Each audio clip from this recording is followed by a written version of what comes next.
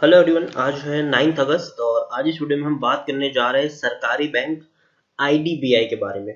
देखिए, IDBI bank के share में एक बढ़िया रैली हमें देखने को मिली है। जब से पिछले दो क्वार्टर के इनके जो नतीजे आए हैं वो काफी शानदार है।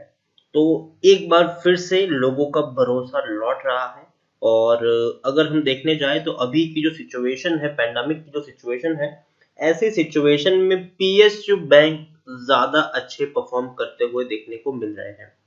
आईडीबीआई बैंक में भी अच्छी खासी तेजी है। इस वीडियो में हम बात करेंगे कि आईडीबीआई बैंक में खरीदारी करने का ये सही मौका है कि नहीं, और जिन्होंने खरीदारी की है उनको यहाँ पर क्या करना चाहिए। तो देखिए, वीडियो को शुरू करूँ उससे पहले अगर आपने अभी तक चैनल को सब्सक्राइब नहीं किया है तो प्लीज अभी इसे सब्सक्राइब कर लीजिए, क्योंकि आगे भी बहुत सारे वीडियोस हैं जो आपको काफी ज्यादा हेल्प करेंगे। तो चलिए शुरू करते हैं। तो जैसे कि आप देख सकते हैं कि आईडीबीआई बैंक 40 रुपए के आसपास ट्रेड कर रहा है। पिछले एक महीने की हम बात करें तो एक महीने में 20% की भयंकर गिरावट भी हम यहाँ पर देख चुके हैं। 50 रुपए तक का हाई था, बाद में 36 रुपए पर आया शेयर, लेकिन बाद में धीरे धीरे ही सही, लेकिन शेयर 40 रुपए के आसपास अभी ट्रेड करता हुआ देखने को मिल रहा है। पिछले एक साल की अगर हम बात करें तो एक साल में 47% का ग्रोथ है।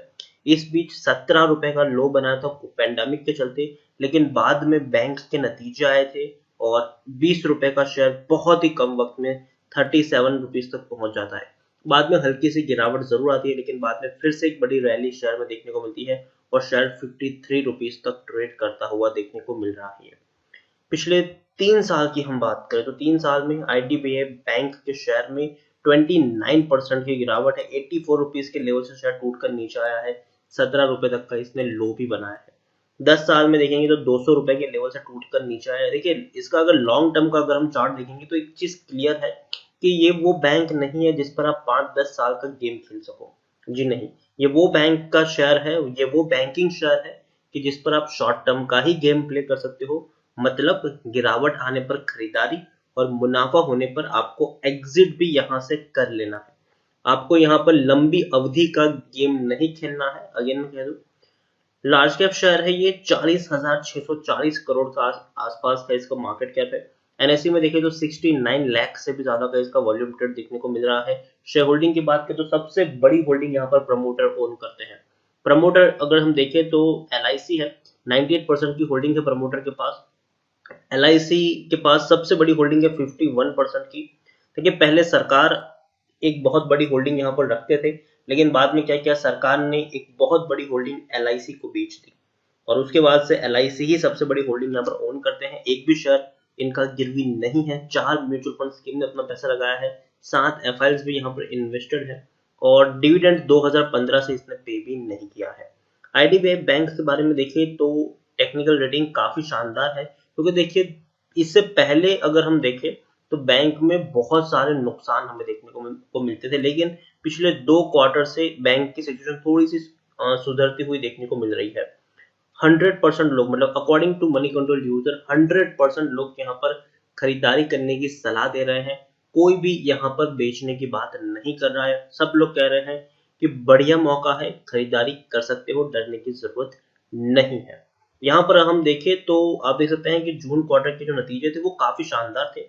मार्च के भी अच्छे थे। दोनों ही क्वार्टर में 165 करोड़ के आसपास का प्रॉफिट हुआ है।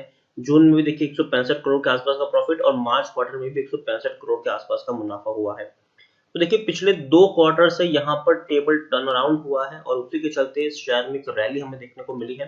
क्योंकि इससे पहले ये बैंक मैं हमेशा अवॉइड करने की सलाह देता था। आईडीबीआई बैंक में मैंने हमेशा कहा था कि अवॉइड करे, अवॉइड करे, अवॉइड करे, लेकिन जब से इसके नतीजे आए, जब से शेयर 19 से 20 रुपए के ऊपर ट्रेड करा, तब से मैंने कहा था कि अब बढ़िया मौका है, आप चाहे तो खरीदारी कर सकते हो। अब देखिए, दिसंबर 2019 में 5,745 करोड़ का लॉस था, भयंकर नुकसान लेके बैठे था ये बैंक। सितंबर में 3,443 करोड़ का लॉस था। जून क्वार्टर 2019 में 3,824 करोड़ का लॉस। मतलब भयंकर लॉसेस यहाँ पर देखने को मिलते थे, लेकिन पिछले 2 क्वार्टर से पूरी की पूरी जो सिचुएशन है वो यहाँ पर चेंज हो गई है। पूरा का पूरा सिनारियो है वो यहाँ पर चेंज हो चुका है और उसी के बाद मैंने भी अपनी कमेंट्री यहाँ पर चेंज की थी। अब तक जिस शेयर को मैं हमेशा अवॉइड करने की सलाह देता था, 20 रुपए के आसपास जब ये शेयर ट्रेड करा था और जब इसके नतीजे आए थे, तब मैंने भी यहाँ पर आपको बाइंग करने की एडवाइस दी थी। और तब से लेकर आप देख सकते हैं कि शेयर में काफी अच्छी रैली भी हमें देखने को मिल चुकी थी।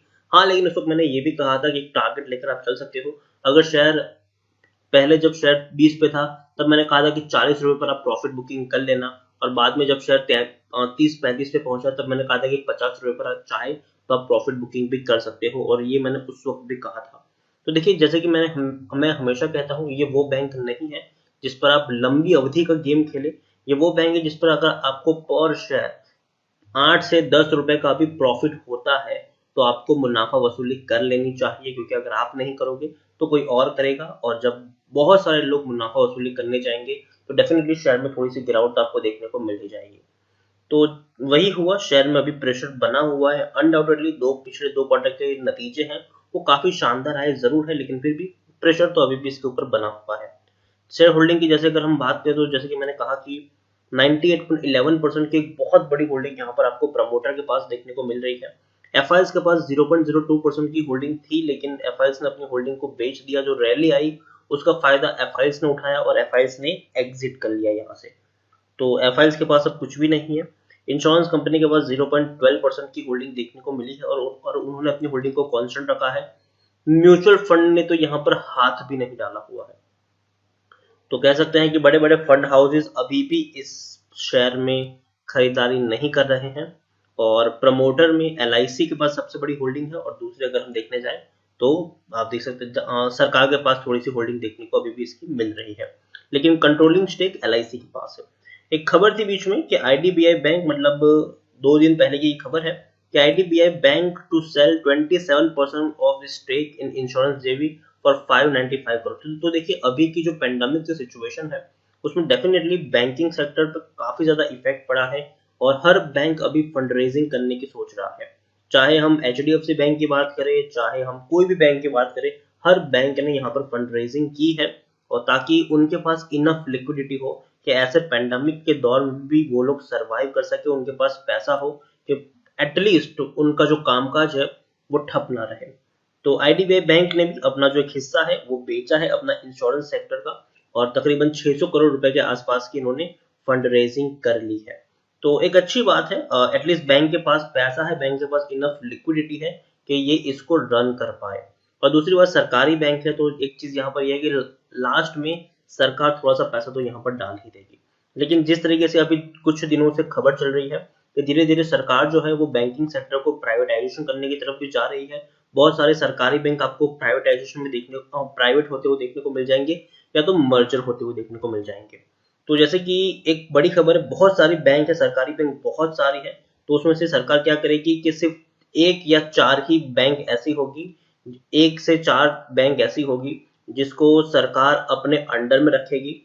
चाहे वो उसका कुछ बैंकों का मर्जर भी कर सकती है और बाद में सिंगल एंटिटी बनाकर भी उसको रन कर सकती है, वो पूरा का पूरा सरकार पर कॉल है। और कुछ बैंकों को सरकार प्राइवेट भी कर सकती है, उसका स्टेक बेचकर एक नया पैसा सरकार जुटा सकती है, क्योंकि भैया सरकार को भी इस वक्त में पैसा चाहिए सिचुएशन को रन करने के लिए। तो आईडीबीआई बैंक का क्या होगा वो तो वक्त ही बताएगा, लेकिन फिर भी सरकार थोड़ी सी होल्डिंग यहाँ पर भी बेच सकती है आने वाले दिनों में आईडीबीआई बैंक में।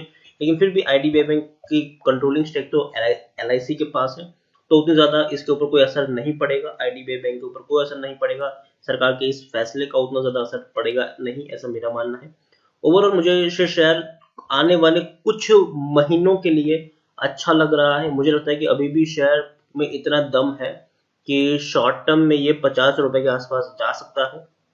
तो खरीदारी की है तो आप चाहे तो बने रह सकते हो, फ्रेश बाइंग करना चाहो तो जरूर कर सकते हो, डरने की कोई जरूरत नहीं है। लेकिन हाँ, 50 रुपए का टारगेट लेके चलिएगा। 50 रुपए के ऊपर अगर शेयर पहुंचता है तो वहां पर आपको प्रॉफिट बुकिंग करनी है, ना कि आपको बने रहना है यहाँ पर। अगर 50 रुपए के ऊपर पहुंचता है शेयर तो आप मुनाफा वसूली चाहे तो कर सकते हैं उस वक्त। 50 रुपए से ऊपर अगर ये शेयर निकलता है तो मेरी बाइंग की एडवाइस बिल्कुल भी नहीं होगी इस शेयर में। तो इसी के साथ वीडियो को एंड करूंगा। अगर आपको वीडियो पसंद आया हो तो प्लीज इसे लाइक करें, शेयर करें। अगर आप चैनल पर पहली बार आए तो प्लीज सब्सक्राइब करें, और आईडीबीआई बैंक के बारे में आप क्या सोचते हैं वो भी आप मुझे कमेंट में लिखकर बता सकते हैं। Thank you.